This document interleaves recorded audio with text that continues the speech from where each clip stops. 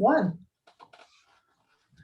Thanks very much. I'm delighted to join you today and talk a little bit about a subject of interest to me personally, stocks and bonds, and particularly how they influence the development of the New Mexico Territory.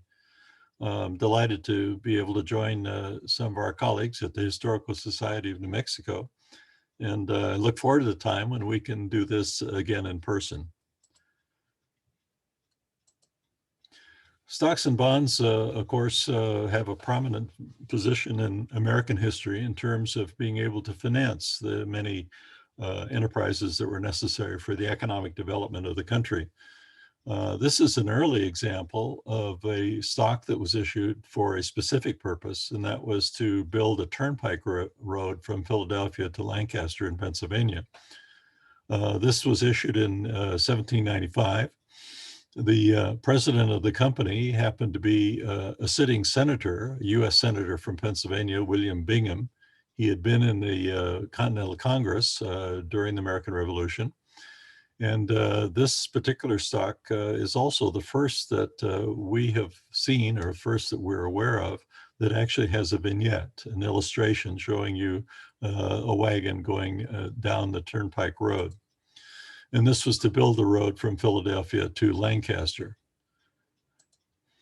In addition to stocks, which were essentially buying a share in a project or a company, bonds were issued for the development of canals and then later on in railroads. This is an early example of a railroad bond issued by the Louisville, Cincinnati, and Charleston Railroad. Of course, the state of South Carolina is very prominently featured on this particular bond because the state of South Carolina was acting as a guarantor for the bond. The bond, as I say, is sort of a loan. And this particular one, you'll notice, is not denominated in dollars. It's denominated in pounds sterling. So it was designed to be sold in Britain. And this one was signed by Robert Hayne, who was a senator and governor of South Carolina. He was replaced as president of the railroad the year later by James Gadsden, who's probably better known to us, of course, as the architect and negotiator of the Gadsden Purchase. During the period of the independence of Texas, when Texas was a republic, they also, of course, had to generate revenue for the conduct of the affairs of the republic.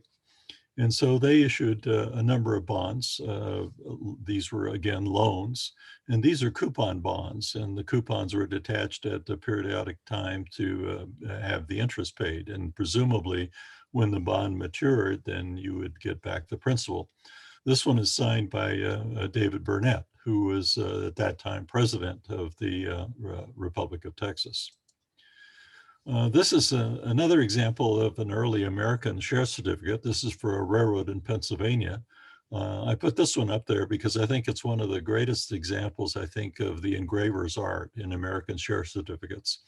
And this was engraved by Toppin and Carpenter in Philadelphia, later became part of the American Banknote Company. But it's a great kind of visual example of stock certificates of the period. A couple of principals in this company included Simon Cameron, who was Lincoln's first Secretary of War, and future President James Buchanan. So they were among the organizers of this railroad when it was organized in 1837. When the Civil War broke out, of course, the Confederate States had to also generate revenue for government expenditures and the conduct of the war. And so they issued a number of loans, the Treasury Department from Montgomery, Alabama, the first capital of the Confederacy, and then later from Richmond. This is a good example of a Confederate bond, again, a coupon bond. These coupons were detached every 6 months, and presumably you could redeem them for a fixed amount, in this case, $35. And then at the end, when the bond supposedly matured, you would then be paid back the principal. And this is the only bond that has Stonewall Jackson. When I was living in London, I was working at the American Embassy there, and I joined an organization called the Bond and Share Society, which was for people who were interested in financial history. And one of the members of the Bond and Share Society was a gentleman by the name of John Jenkins. And John Jenkins was a stockbroker along with his father. And he told me that Confederate bonds, 110 years after the Civil War, were still occasionally traded on the London Stock Exchange. So every 6 months or so, John would call me up and sort of say, I've got a few bonds for you. I'd go to his house and pick up, half a dozen or so Confederate bonds. It's amazing to me that these were still being traded at a fraction of face value, of course, on the London Stock Exchange that many years later. Turning to the development of New Mexico, of course, this happens to be my favorite map of New Mexico at that particular period because it shows it before the division of into the New Mexico and Arizona territories. I also like it because Socorro County, for example, extends all the way from Texas to the California border. But New Mexico was a sparsely populated territory, newly acquired by the United States, with presumably lots of natural resources, but very, very little capital. And that's why capital in the way of stocks and bonds was very, very important to the economic development of the territory. The first important company in terms of the financial history of New Mexico was the New Mexico Mining Company. And this was based, of course, on a grant, a mining grant, basically known as the Ortiz Grant. The Ortiz grant to Lieutenant Francisco Ortiz had purchased a mining grant in 1828. And in 1847, after the Americans came, his widow sold the grant, the mining grant, to John Greiner, who happened to be the Territorial Secretary at that time, Secretary being the second most important appointed position in the government at that time after the governor. And Greiner then organized a group of investors who got together. And this group of investors included Abraham Rencher, who became very shortly thereafter the governor of the Territory of New Mexico. And so this is an example of one of their first share certificates. It's a bit confusing to both historians and collectors because this particular certificate is dated 1855, but all of these certificates were actually issued in 1859 when the company was reorganized under Rencher's leadership. And even though they were backdated to 1855. This is a later example of a New Mexico Mining Company share certificate dated 1867. You'll notice that this one is also, the offices are in Washington City or Washington, D.C. And that's because companies like the New Mexico Mining Company, while they had a number of local investors, including Governor Rencher, future Governor Connolly, and others, they really needed to get a source of funds from the eastern states. And at this point, of course, the president of the company was John Kidwell. Kidwell was a resident of Washington, D.C. He was actually a pharmacist. He had made a tremendous fortune during the Civil War, selling pharmaceuticals to the Union Army. And as you see, of course, this was also issued to a resident of Georgetown in the District of Columbia. This is also a good example, I think, of a great mining vignette showing miners working above ground. Another company that was organized shortly during that particular period, is actually chartered in 1861, was the Montezuma Copper Mining Company, which was also had its mines in the area, the general area of the Ortiz grant. The Montezuma Copper Mining Company was organized primarily by a number of prominent New Mexicans, Nicolas Pino, Jose Manuel Gallegos, the Spiegelberg brothers, famous merchants in Santa Fe, and others. And like, of course, other enterprises in New Mexico, they sought to generate most of their funds from the eastern states. So the president who was appointed, selected by the shareholders, was Ephraim Marsh, who was actually at that time in New Jersey and president of a canal, the Morris Canal and Banking Company. And in 1862, he's also one of the early organizers of the Union Pacific Railroad. Another example, I think, of the early stocks of this particular period. It's a nice photograph taken by Bennett of Santa Fe, showing you some of the mining activity in the Los Surya mining district south of Santa Fe. Another company that was active in that same area south of Santa Fe um, was the Mammoth Consolidated Mining and Milling and Smelting Company.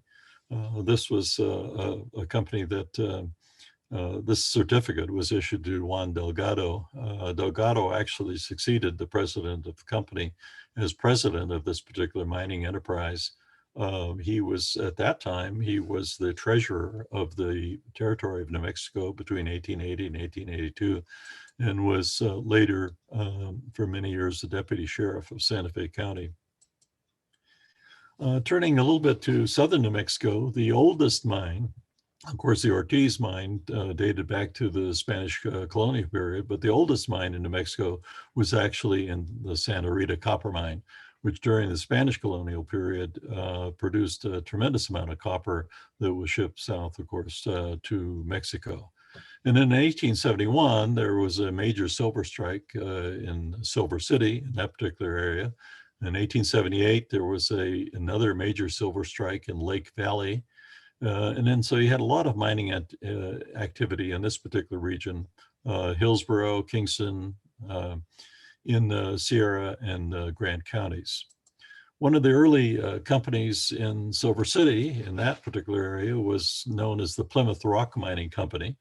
It was named that because the company, really the principal officers and investors in the company were actually from Boston and the state of Massachusetts. The company was actually incorporated in the state of Maine, and the mining activities were in the Silver City area.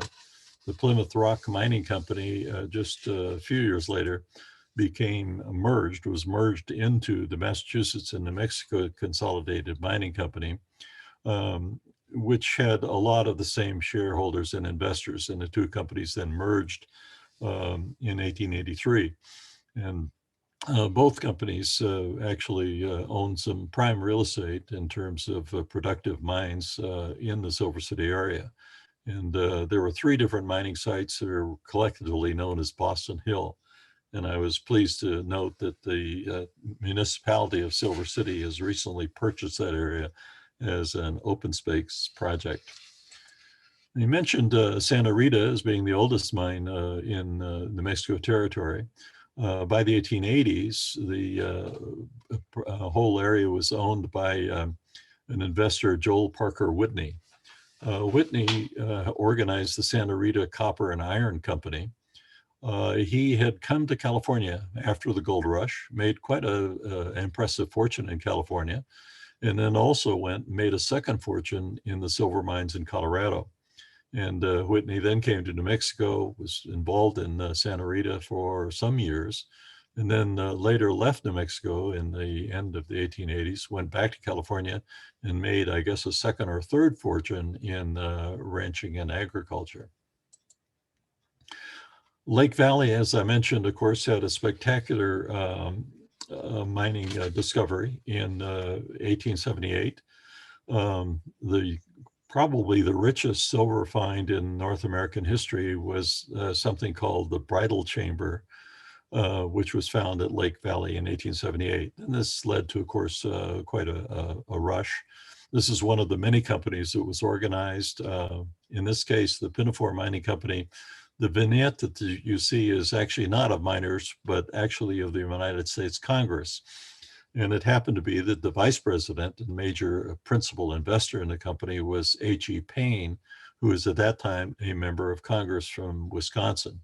Payne had been a brigadier general during the Civil War, and later during the Grant administration, he was appointed as Commissioner of Patents by President Grant.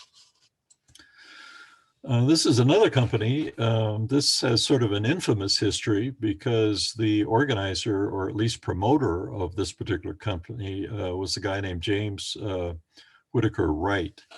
Whitaker Wright was an Englishman. He came with his family and settled in Canada, and then he moved to the United States. He was trained as a mining engineer, and he invested heavily. He was greatly involved in mining development in Leadville in Colorado, and then turned his attention to Lake Valley in New Mexico. his fortune was actually made on the promotion of stocks rather than necessarily investing in stocks. And so over time, a lot of people who actually invested in stocks in his companies didn't do all that well. And he did extremely well by taking good commission and promoting the stocks, and particularly the sales of the stocks in other areas. This was another one of his companies, a related company in Lake Valley, New Mexico. And he then, of course, left the United States and ended up back in London. He was a very, very wealthy man based on his achievements. And he started a company called London and Globe, which was a finance corporation. This is sort of a holding company. And they had a number of different properties in North America, in Europe, and as far away as Western Australia in the mining boom in the 1890s in Western Australia. And Wright ran into some difficulty because he was a mining engineer and he was not a construction engineer or a railroad engineer. And the difficulty came because he decided that he could build a new underground line in London. And this was to connect Baker Street with Waterloo Station. And that's now known as the Bakerloo line. It's a brown line that shows up on the maps of the London Underground, if you're familiar with that. At any rate, the difficulty was that it turned out to be a much, much more challenging construction issue and required a huge amount of capital. And so Wright started moving money from one of his companies to another in order to pay bills and as they were coming due, and that was illegal under the British laws at that particular time. So in 1904, he was hauled into the London law courts on charges of fraud. And after several days of the trial was not going very well. And in the anteroom of the London law courts, Wright committed suicide. In New Mexico, you had a number of prominent individuals, of course, that were involved in mining companies. And of course, it was also very, very useful to have people who were either office holders or former office holders to lend their name to these projects. And here's one of those examples. It's a stock certificate signed by the president of the Silver Sunlight Mining and Milling Company. They had properties in the Magdalena Mountains, west of Socorro. And this was former Governor Bradford Prince. Another prominent New Mexican who appears on some of these share certificates is Pat Garrett. Pat Garrett, of course, personality in Lincoln County, had also been deeply involved in development projects in the Pecos Valley. And he was secretary of the Alabama Gold and Copper Mining Company, which had its offices in Alamogordo. One of the interesting sort of ghost towns in New Mexico is the town of Shakespeare. The town of Shakespeare was actually originally named Ralston because of a mining boom in the 1870s or so, which attracted the attention of President Ralston, who was then the head of the Bank of California. And so the town was renamed Ralston. Ralston was deeply involved in promoting the mining of that particular area.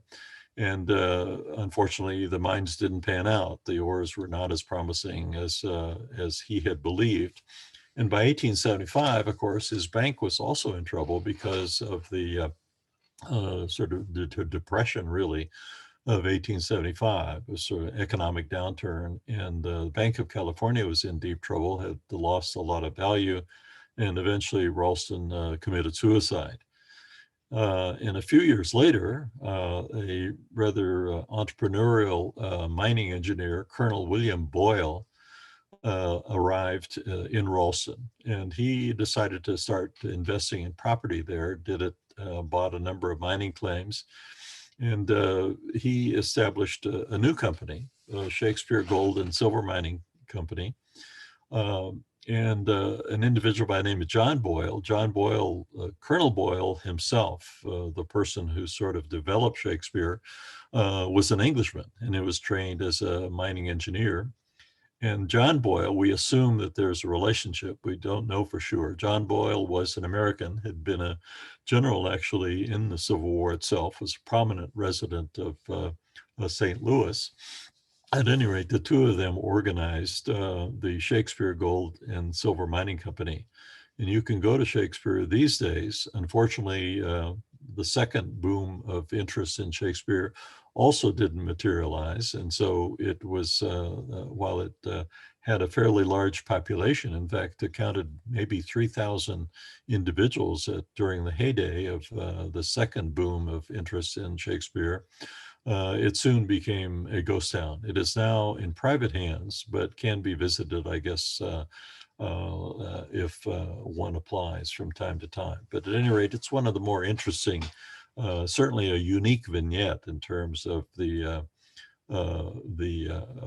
certificate that the company issued. This was a bit of a mystery to me whenever I found this certificate, the Edison, New Mexico Gold Mining Company. I had assumed that it had something to do with Thomas Edison, because Thomas Edison had come to New Mexico in 1898 to try to develop a new methodology for extracting ores, extracting minerals from low-grade ore. And he also visited the Ortiz grant.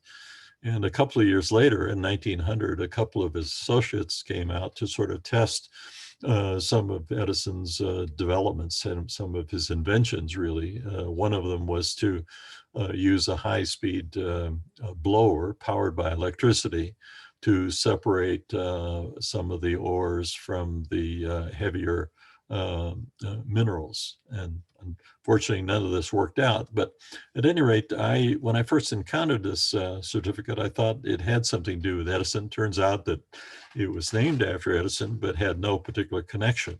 This company was actually organized by investors from Colorado, from Pueblo, Colorado, and they had developed mining properties in a mining camp called La Belle.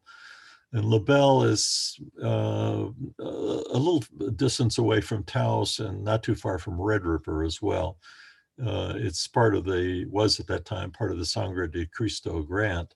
And La Belle, which is here, actually during the height of the mining boom in La Belle in the 1890s, they counted almost 500 citizens. They had 6 different saloons. They had Bat Masterson, and Blackjack Kelly was supposedly a common visitor. Blackjack Ketchum, I should say, was a well-known visitor to one of the saloons in La Belle.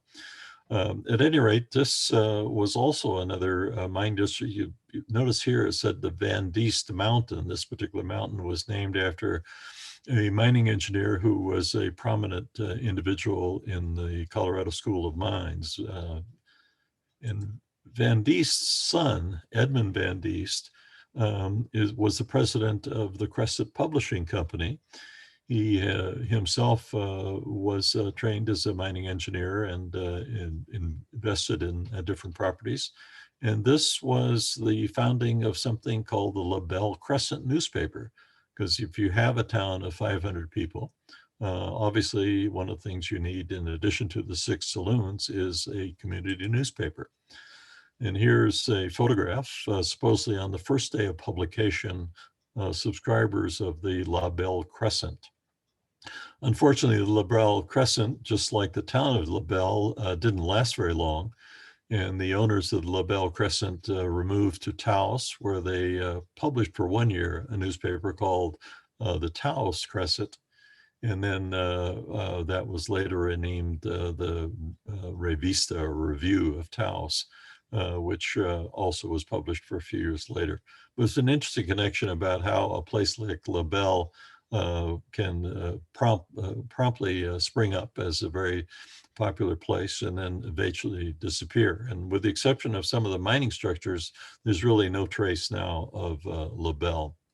La Belle also comes to mind because several years ago, there was a TV Western called Godless, starring Michelle Dockery, who had been in Downton Abbey in a terrific role. for a couple of other actors as well. Jeff Daniels was great as the head of an outlaw band. At any rate, I commend Godless to you. It was actually then set in La Belle, New Mexico, a bit of a stretch, but it was interesting that this town that I had never heard of before actually did exist.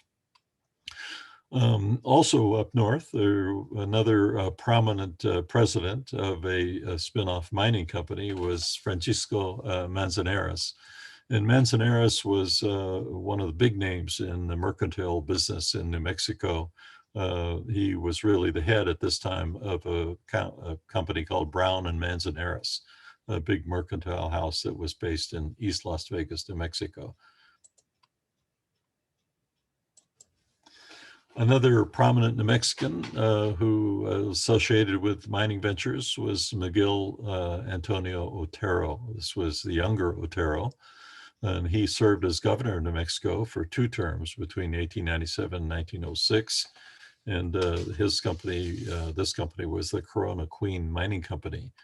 And as I mentioned, of course, a lot of these companies really sought not only capital in the eastern states in the United States, but also sought capital overseas. And you can see here, this is a British revenue stamp. And this entire issue of share certificates, as I understand it, was only issued in Britain. We had come back again to Santa Rita mines.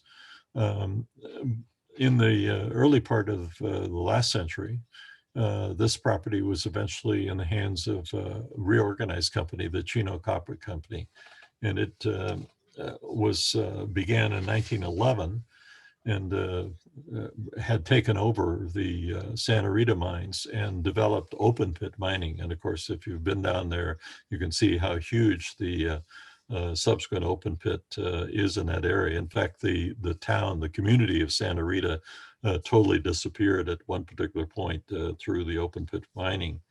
Eventually, Chino Copper Company became part of Kennecott Copper in 1933, and eventually in the 1960s, Phelps Dodge took over the mining operation there as well.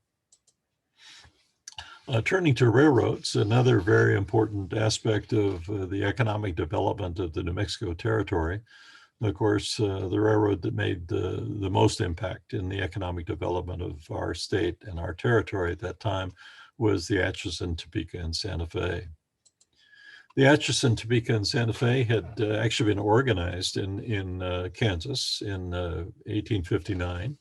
And was the beneficiary of legislation, of course, to provide land grants and other financial support to railroads building across the West. This particular bond of the AT&SF Railroad Company issued in Kansas was then actually signed by General Mitchell, who at that particular time happened to be a sitting member of Congress, which of course helped the railroad's interests as well. This was also signed by Thomas Nickerson, and you'll see his signature down there. He features prominently, I think, in the early history of the Santa Fe Railway. He was vice president of the railroad, and in fact, in 1873, the year this particular bond was issued, he was in Boston, and he had a visitor, and that was Miguel Antonio Otero Sr., a very prominent New Mexican with lots of mercantile interests in the state as well, or in the territory. He came to Boston, called on Nickerson, and basically talked about the proposal of building the railroad or extending this Atchison, Topeka, and Santa Fe through New Mexico. And he pointed out the difficulty, which of course they were already aware of, the difficulty of trying to go across the mountains in Colorado. And so Otero in 1873 made a fairly strong case for getting the AT&SF to really look south and develop their railroad through the territory of New Mexico and on to connections in California. And that's exactly what did happen. This is another example of a share certificate issued by the Atchison, Topeka, and Santa Fe, which was really quite successful in terms of expanding. It acquired several other different railroads along the way, the Gulf, Colorado, and Santa Fe in 1886. And they obtained an interest, of course, in the Atlantic and Pacific, which we'll talk about. But they also acquired the St. Louis and San Francisco, the Frisco line, and the Colorado Midland in 1890. And by 1890, they had controlled over 7,500 miles of track in the western part of the United States. And so Santa Fe locomotives, like this particular one, were an increasingly familiar sight in the territory of New Mexico and other places where the Santa Fe lines ran throughout the West. This is one of my favorite examples of a share certificate issued by the Atchison, Topeka, and Santa Fe. It's got this great triple vignette, almost 9 inches from across. Great example of the engraver's art from the American Banknote Company.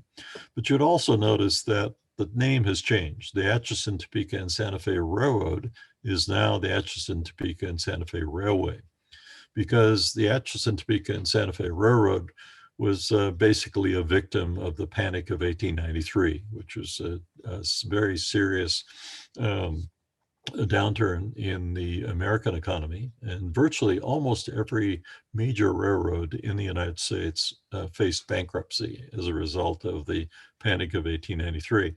And the AT&SF went into receivership, and it was then sold and then reorganized. And it was reorganized then as the Atchison, Topeka, and Santa Fe Railway Company. Here's another example of that great vignette. This is a specimen that was held in the archives of the American Banknote Company, which was the company that had engraved this wonderful example of a stock certificate. In New Mexico, the Atchison, Topeka, and Santa Fe established several subordinate companies. These companies were designed to extend and construct Santa Fe lines. And for tax purposes, there was an advantage in having subordinate companies that were incorporated in the New Mexico territory to basically do this. And one of the first companies that was organized was the New Mexico and Southern Pacific Railroad Company. It was chartered in 1877 in order to build Santa Fe lines south of Trinidad, Colorado. And the first Santa Fe train actually entered the territory of New Mexico on December 7th of 1878. And then finally service to Las Vegas opened on July 4th of the following year in 1879. Here's another example of a subordinate company, the New Mexican Railroad Company, also incorporated in the territory of New Mexico, was organized to essentially construct the Santa Fe lines within the state of New Mexico, and did so in the years 1881 to 1882. This is an interesting example. There are only a few of these that have ever surfaced. And this was issued to Jefferson Reynolds, who was a banker, prominent banker in the New Mexico territory. He had been a banker in Colorado, and he and his 2 brothers established a bank in Las Vegas, New Mexico. He came to Albuquerque. He opened up the Central National Bank in Albuquerque. It merged with the First National Bank, and Reynolds himself then became president for a while of the First National Bank. And then he moved back to Las Vegas and continued in his banking career there. Another subordinate company was the Rio Grande, Mexico and Pacific Railroad. And this one is also interesting because it was issued to Francisco Manzanares, again, the prominent merchant of Las Vegas and the head of Brown and Manzanares. One of the major subordinate companies of the Atchison, Topeka, and Santa Fe, working in New Mexico and heading west, was the Atlantic and Pacific Railroad. The Atlantic and Pacific Railroad was actually chartered in 1865. And the first president of the Atlantic and Pacific was John Charles Fremont. famous Western explorer. Of course, Kit Carson was his guide on a number of his expeditions throughout the West during that particular period. The railroad had not really prospered, had not really gotten very, very far, and it was taken over jointly by the St. Louis and San Francisco, which was better known as the Frisco Line, and the Atchison, Topeka, and Santa Fe. And the Atchison, Topeka, and Santa Fe in 1880 then took over essentially the Western Division and used the Western Division of Atlantic Pacific to extend tracks across New Mexico and through Arizona. And so it was rather a remarkable feat of construction. I think it showed that Otero's prediction about the ease of essentially being able to construct miles and miles of railway line across New Mexico and Arizona turned out to be true, because something like 450 miles of track were laid across New Mexico and Arizona in just a little over 2 years or so. This is a good example of one of their bonds, kind of nice vignette, railroad surveyors, train in the background.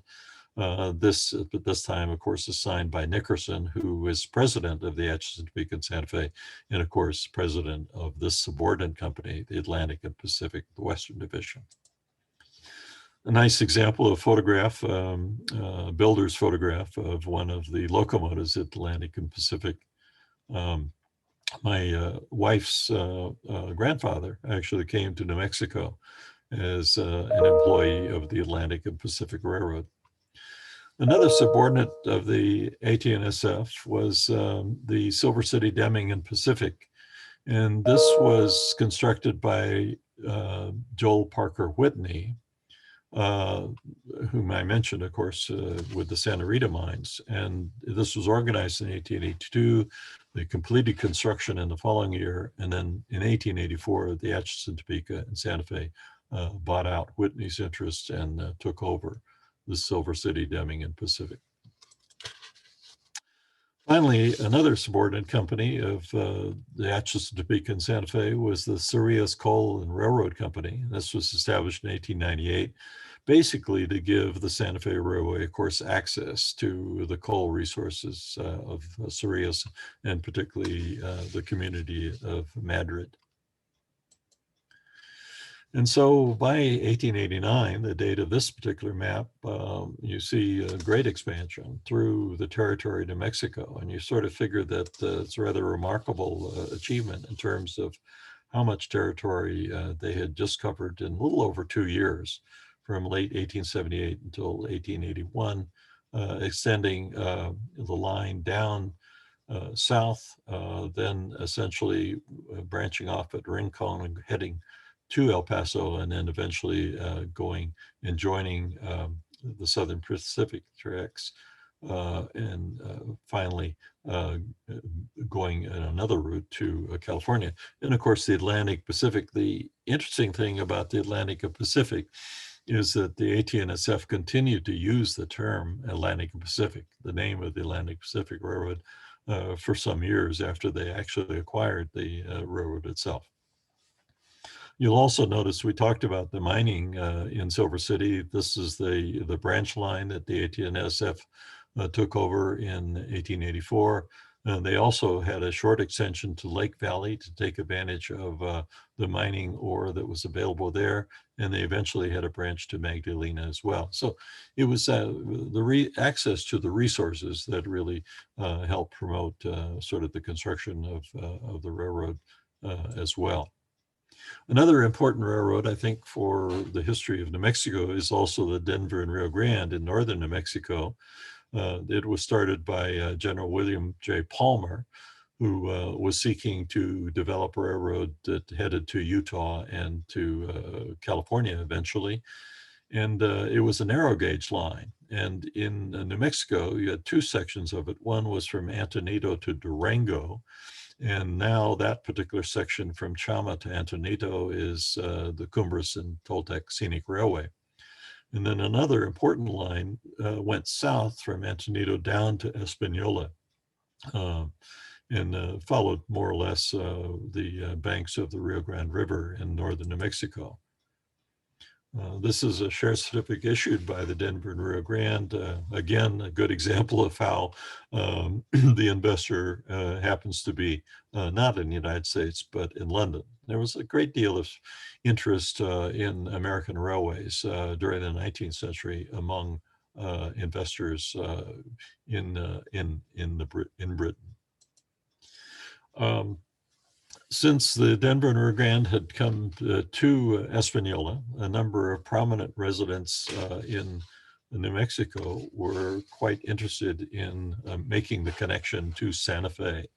And the Spiegelberg brothers that I mentioned before, who had invested heavily in mining and other activities, and Zadok Stab, another important mercantile owner in Santa Fe, were involved in the organization of the Texas Santa Fe and Northern Railroad. And the purpose of this line was essentially to connect Santa Fe with Espanola, to make that connection to the Denver and Rio Grande and eventually to Denver. And it was organized and then opened. The line itself was opened in 1887, and eventually it soon became part of the Denver and Rio Grande. So the Denver and Rio Grande actually did come into Santa Fe.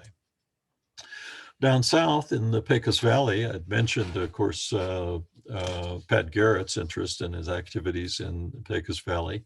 He was an associate of John James Hagerman and also Charles Eddy and several other investors. Hagerman was probably the prime mover in terms of the development of some of the assets and resources of the Pecos Valley. He had made a fortune in Colorado mines. He eventually turned over the management of some of his Cripple Creek interests to his son, Percy Hagerman. And John J. Hagerman concentrated on the development of interests in the Pecos Valley. And one of his projects was the Pecos Valley and Northeastern Railway, seeking to link the town of Pecos in Texas with, first of all, the town of Eddy, which later became Carlsbad, and eventually Roswell.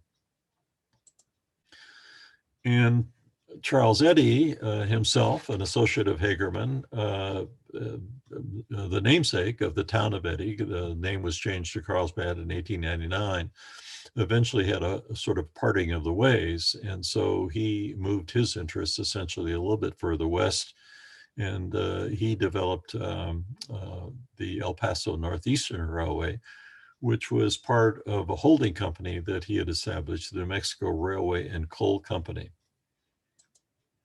This is another example of this case, an example of one of their bonds. And the New Mexico Railway and Coal Company, moving then El Paso Northeastern, which moved to the new town. The new town of Alamogordo was basically a creation for the railroad itself and the development in that area. They were attracted in moving in that particular direction, of course, by another minerals boom, and that was in White Oaks, New Mexico. So they soon moved on to Carrizozo so they could access White Oaks. And then Eddy, very early on, of course, had the notion of establishing a railroad that would link up with one of the major lines coming from the east, and this particularly the Chicago, Rock Island, and Pacific, which had been moving as far as Oklahoma Territory. And so the notion was that he could build his line and link up at some point with the Chicago, Rock Island, and Pacific. And so the Chicago, Rock Island, and Pacific actually established also two subordinate companies in New Mexico. One was the Chicago, Rock Island, and El Paso, incorporated in the territory of New Mexico, and that was to essentially underwrite some of their construction to the territory of New Mexico. And then the second company they organized was the Tucumcari and Memphis Railway Company. And that was to link Amarillo with Tucumcari, New Mexico, and then link up, of course, with Charles Eddy's El Paso Northeastern Railway. And then finally, before we leave the domain of the railways, just one other company I should mention. This is local transportation. In Albuquerque, between Old Town and New Town, of course, there was a horse-drawn tram that operated for a number of years. Then a company was organized in 1903. The Albuquerque Traction Company was to provide electrified rail line between Newtown and Old Town. And I think the first train rolled around in 1905 or so. And unfortunately, the company was not a financial success, but was another example of how transportation projects or development projects were really financed by the issuance of shares or the issuance of bonds. Another resource in New Mexico, obviously, was cattle, land and cattle. This is an example of a fairly well-known company. It is, at least these days, the El Capitan Land and Cattle Company, which was active in Lincoln County, New Mexico. And this was a company that was created or established in 1885.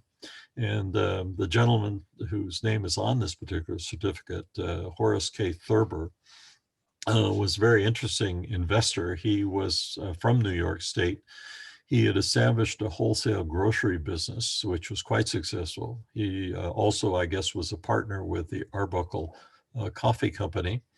His business was so successful that he actually had branch offices in London and Bordeaux in France. At any rate, Thurber in 1883 or so decided to kind of move out west and see what things might be of interest to him in the West. And so he turned over the interest in running his wholesale grocery business to his brother. And he came out to Texas and New Mexico in 1883 or so. And in 1885, 1883, he came and visited Fort Stanton. And he met with John Delaney, who was the post trader at Fort Stanton. And Delaney interested him in investing in this particular part of New Mexico. And so Thurber then organized the El Capitan Land and Cattle Company. With Delaney and Melvin Richardson assigned here as president. He was one of three Richardson brothers who came to New Mexico. The first was Andrew Richardson, and I guess the community or village of Richardson in Lincoln County is named after him. At any rate, Thurber then established the El Capitan Land and Cattle Company. Shortly thereafter, he also entered into a partnership with Joseph C. Lee of Roswell. Lee had also a very interesting kind of a background. He had fought in the Confederate Army in the Civil War, had been part of Quantrill's raiders, later was a part of an informal scout operation in Louisiana, operating behind Union lines. He was a colleague of the James brothers and the Younger brothers.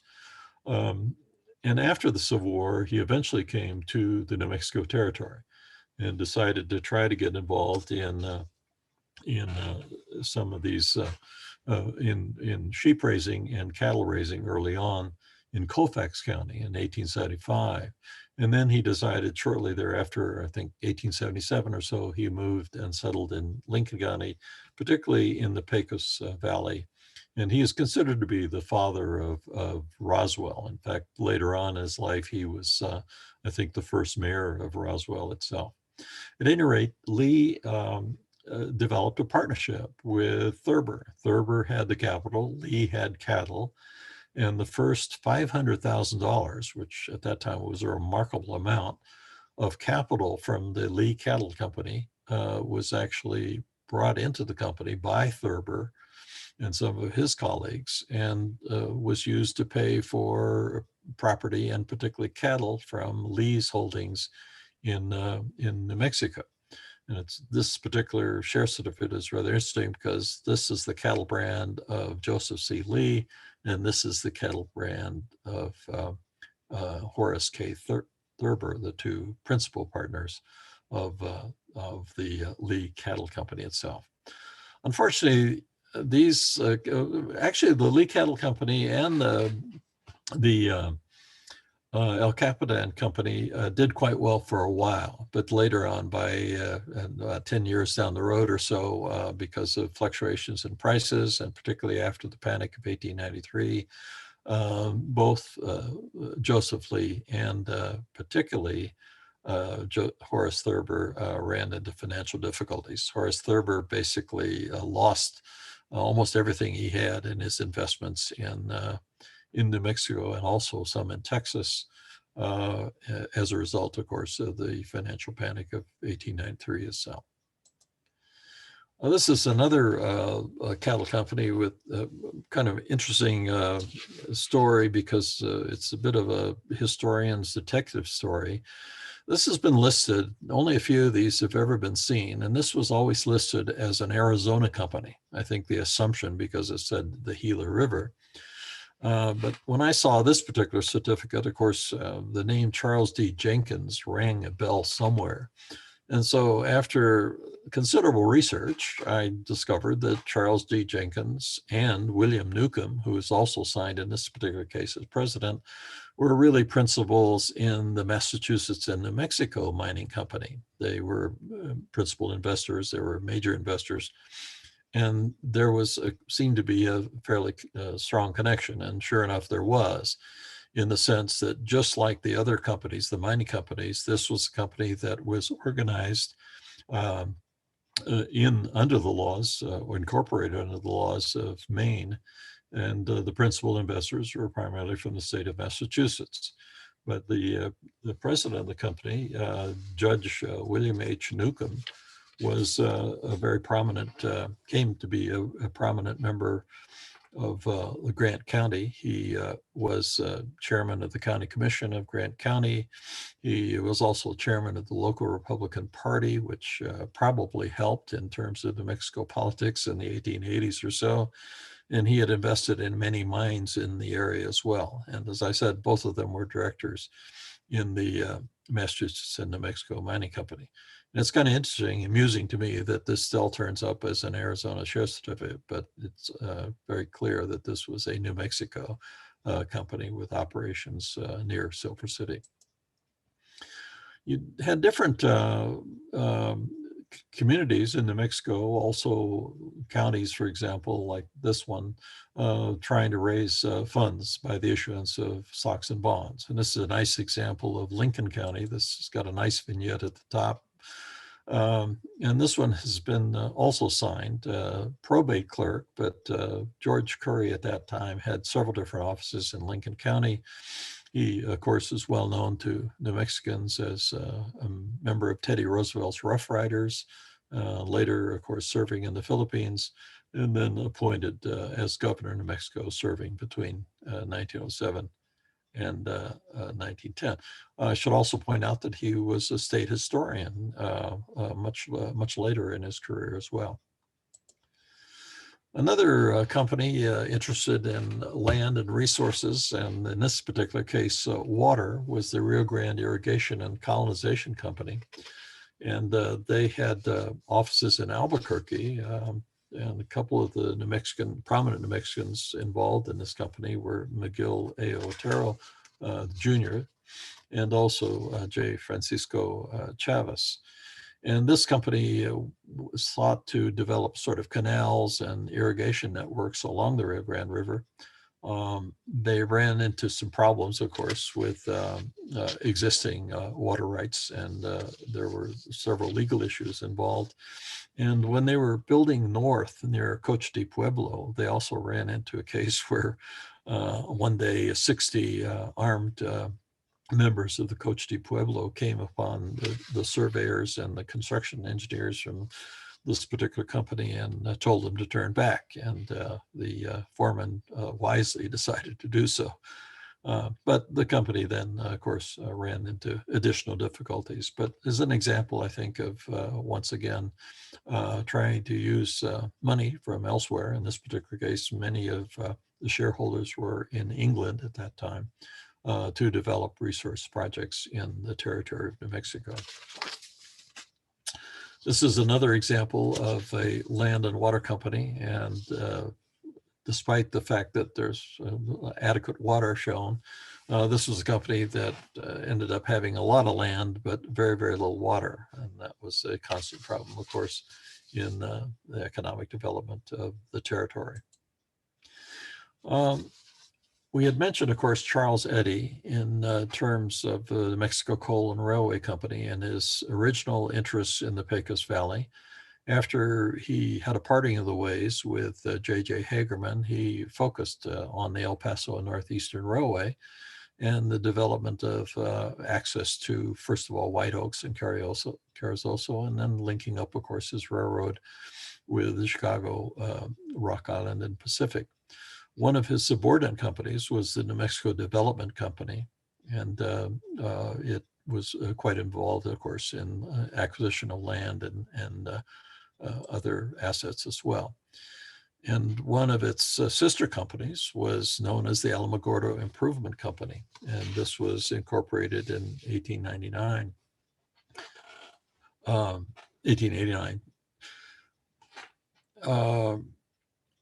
John Eddy, his brother, had also come to New Mexico, and the Eddy brothers purchased the Pecos Valley Ranch, and the Pecos Valley Ranch then became a part of another project that they had. And then eventually they were joined by Pat Garrett and Hagerman in developing irrigation lands. And eventually they incorporated, of course, the town of Eddy. And then, as I mentioned, Charles Eddy had a parting of the ways with J.J. Hagerman. And so they eventually shifted their focus a little bit to the west in the area of Alamogordo and in White Oaks as well. And so I mentioned, of course, the town of Eddy was renamed Carlsbad in 1899. And there is, of course, a county named after Charles Eddy as well. The Alamogordo Improvement Company was organized by Charles Eddy and his brother John Eddy in 1899. And in 1898, the previous year, Oliver Lee had sold his Alamo Ranch to the Eddys, and that became the heart of what was to be the town site of Alamogordo. And in fact, the Alamogordo Improvement Company was responsible for laying out the town plan for Alamogordo and developing some of the first roads and some of the infrastructure, and began the construction of houses on Michigan Avenue. And if you have a new town, you need to have a telephone. And this was, of course, one of the innovations coming through a number of communities in the Western states at the end of the 19th century. And so soon after the town of Alamogordo was then organized, you had the beginning of the Alamogordo Telephone Company. And this company was organized under the direction of one of the investors was J.R. Gilbert. Gilbert was actually a prominent physician who had moved to the new town of Alamogordo. And the company built telephone lines. They reached as far as Weed that same year, and eventually connected with the community of Tularosa by 1910 or so. In Santa Fe, of course, they also embraced the telephone, and the end result was the creation of the establishment in 1894 of the Santa Fe Electric Telephone Company. And that was a company that was organized by H.B. Cartwright, who was a wholesale grocer, very prominent. He was a bookseller originally, and then turned to wholesale groceries in Santa Fe. And then this, the secretary of the company was Ishmael Sparks, who also served later as the mayor of Santa Fe between 1902 and 1904. But the first telephone company to actually succeed in setting up properties, setting up lines in New Mexico was in Las Vegas, New Mexico. And this was the company that was organized in East Las Vegas by the Otero family, largely the Otero family and some of their colleagues, Miguel A. Otero Sr., Miguel Jr., Page Otero, who was in the Philippines during the Spanish-American War, and others. And this connected the first telephone line between Las Vegas and Las Vegas Hot Springs. The question, of course, is that, how many of these ventures, how many of these companies that were established to develop the resources of the New Mexico territory turned out to be profitable? And I think the answer is probably not very many of them. But of course, the ones that did provide great income to some of their investors and some of their principals were the ones that we often remember. But a number of companies, of course, in some companies never went beyond the paper stage in terms of issuing stocks, issuing bonds. And a few companies, of course, like the ones that were promoted by James Whittaker Wright, were outright frauds, or there wasn't an awful lot there. And so I guess the important, conclusion you would reach is that these sources of financing, particularly from the eastern states and from overseas, were really important in the economic development of the territory. But sometimes you wonder, a lot of these old obsolete stocks along the way, you wonder where they end up. This particular one is kind of interesting because this is a valuables box that was found by a friend of mine, an antiques dealer in North Carolina. And it turned out that it was decorated with a share certificate from the New Mexico Mining Company, and one that was signed by Governor Rencher. And I always wondered whether or not there was a connection between Governor Rencher and this particular valuables box, because he also ended up in North Carolina. He was actually from North Carolina. He became governor of New Mexico basically until September of 1861, when Henry Connally was appointed governor. There was some belief, there was some skepticism about Rencher's loyalties during the outbreak of the Civil War, largely because Rencher was a Southerner. He had come from North Carolina.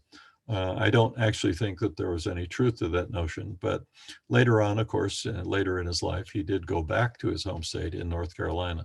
So I always wondered whether or not there was any kind of connection between this box with its rather unusual decoration on top and the governor who was the first president of the New Mexico Mining Company. At any rate, that is a fairly brief overview of, stocks and bonds in New Mexico territory and how they were used to develop some of the resources of the territory. And obviously, capital from the eastern states, capital from places like England, were very, very important to the economic development of the territory in the period up until statehood. Normally at this particular point, we would then turn it open to questions and answers. But since we're doing that virtually, I can say that I would attempt to try to answer any questions that you might have if you'd like to be in touch. And also, if you happen to have a big trunk that used to belong to grandma up in the attic that's full of New Mexico certificates, by all means, I'd like to hear from you as well. But thanks very much for your attention. Appreciate that.